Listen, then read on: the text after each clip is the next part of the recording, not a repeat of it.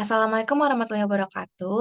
Perkenalkan, kami ada kelompok 15 yang beranggotakan saya sendiri yaitu Aulia Ramasyifa Zahra dan teman saya Sabita Naila Safa Aurora. Oke, boleh next.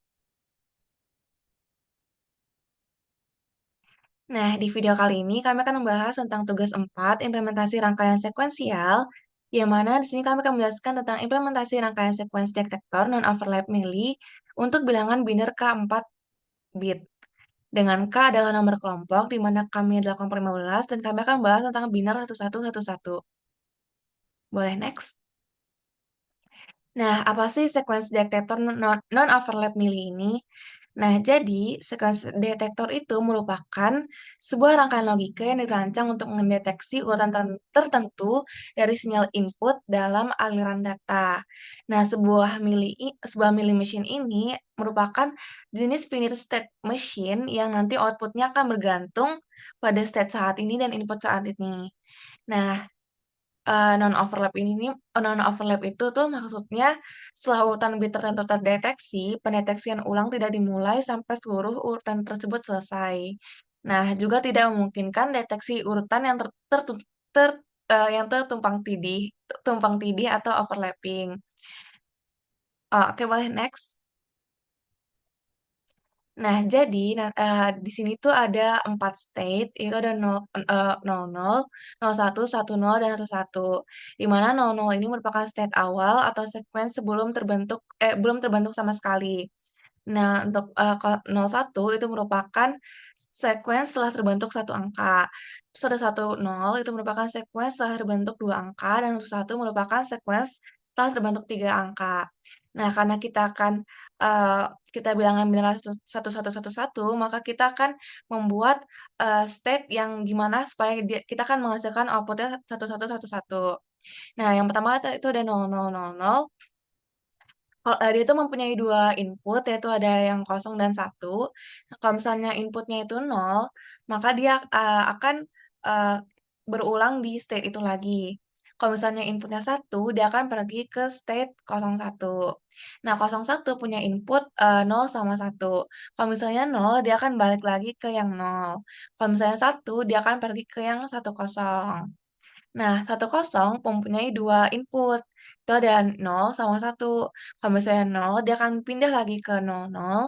Dan kalau misalnya dia satu, dia akan pindah ke satu satu. Nah, satu satu mempunyai dua input, yaitu satu sama 0. Nah, ini kan satu sama 0 sama-sama pergi ke state 00. Nah, yang membuat beda itu adalah outputnya. Kalau misalnya outputnya, di sini ada outputnya satu dan ada outputnya 0. Oke, boleh next. Nah, dari diagram state tadi, kita tuh bisa memperoleh diagram.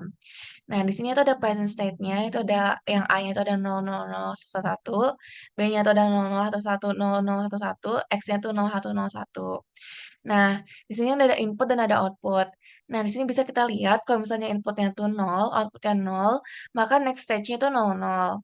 Nah, di sini ada inputnya 1, outputnya 0, next stage-nya itu 01. Nah, di sini juga ada inputnya 0, outputnya 0, maka next stage-nya 000. Dan begitu sampai selanjutnya. Oke, boleh next. Nah, dari diagram tadi kita dapat memperoleh key maps. Nah, di sini yang pertama itu ada B. Ada kita tuh B ini mendapatkan hasil bahwa B itu sama dengan B komplement eh, NX. Nah, terus yang A-nya itu eh, A N B komplement X or A komplement BX. Nah, yang Y-nya juga yaitu ABX. Oke, selanjutnya rangkaian logismnya akan dijelaskan oleh Sabit. Baik, terima kasih Awo untuk presentasi sebelumnya. Baik, di sini saya akan melakukan demonstrasi terkait logisnya. Izin share.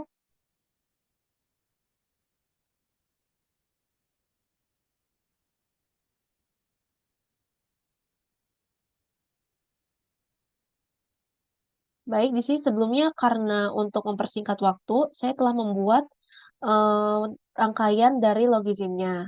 Nah, jadi di sini tuh ada tiga rangkaian, yaitu yang bagian OR, yaitu yang fungsi boolean yang bagian A, dan kemudian ada fungsi boolean yang bagian B, dan kemudian ada fungsi boolean terakhir yaitu yang Y. Jadi karena di sini tugas kami itu membuat dari def flip-flopnya, jadi saya di sini buat. Nah, jadi untuk rangkaian sendiri itu kan ini OR ya. Nah, ini tuh termasuk dari yang bagian fungsi boolean yang A sama dengan A, B, komplement X. Nah, yang ini. Nah, di OR kan dari A komplement BX. Nah, dari mana A dan B-nya itu? Nah, hasilnya itu didapatkan dari hasil div flip-flopnya ini, yang dari sini. Jadi kayak diulangin lagi, terus dimasukin lagi ke sini. Dan itu juga berlaku terhadap yang bagian B-nya juga. Kalau yang ini tuh A, dan yang ini tuh A aksen. Nah, kalau yang bagian D flip-flop ini tuh yang bagian B, dan juga yang ini tuh bagian B aksen. Sedangkan untuk yang bagian X-nya itu dari nilai inputnya yaitu dari sini. Nah, untuk yang X-nya ini tuh apa? Dia itu tuh output dari fungsi booleannya. Nah, untuk yang ini tuh menunjukkan nilai dari si Y-nya ini, yaitu yang ini. Nah, jadi mungkin tanpa basa-basi akan saya coba. Jadi mungkin untuk melihat perubahan yang signifikan, kita lihat dari sini aja yang langsung terakhir ini, karena kan yang hasil ini tuh Y-nya semuanya 0 ya. Jadi yang ini cuma satu doang. Jadi kita akan mencari nilai Y satunya ini. Jadi kalau misalkan kita lihat untuk present state-nya itu kan dia yang bagian A-nya itu B. Yang bagian A-nya itu satu. Dan ini yang bagian B-nya juga satu. Nah, eh, Nah, untuk yang bagian inputnya ini X, nah inputnya berapa? Satu. Oke, berarti masukin sini. Nah, apa target kita di sini? Target kita sih itu untuk menghasilkan Y-nya itu satu. Jadi kita masukkan di sini satu. Nah, terbukti bahwa nilainya di sini itu menghasilkan input yang benar, yaitu satu. Nah, bagaimana kalau misalkan untuk pilihan yang lain, yaitu yang nolnya ini outputnya. Nah, berarti untuk hasilnya sendiri ini kalau misalkan kita ubah, misalkan A-nya nolnya satu, A-nya 0, B-nya satu, nah ini hasilnya merah ya. Berarti ini tuh salah. Nah, ini juga berlaku untuk nilai-nilai yang lain. Misalkan yang ini 0, 0, nah ini nggak bakal nyala. Bagaimana kalau misalkan ini 1, 0, nah ini tidak nyala juga. Dan bagaimana kalau misalkan ini dia tuh termasuk dari ini apa inputnya 0, terus A-nya 0, A-nya satu, dan juga B-nya 0. Nah, ini didapatkan kalau misalkan hasil outputnya itu Y-nya 0. Begitu. Jadi, rangkaian fungsi boolean ini sudah sesuai dengan yang dari K-maps-nya ini. Nah, mungkin ini juga berlaku karena kita menggunakan teori yang sequence detector yang non-overlap milih juga. Mungkin sekian dari saya, kurang lebihnya sebentar. Oke, mungkin kita akhiri presentasi kali ini. Jika ada kalimat yang salah, mohon dimaafkan. Wabillahi taufiq walhidayah. Wassalamualaikum warahmatullahi wabarakatuh.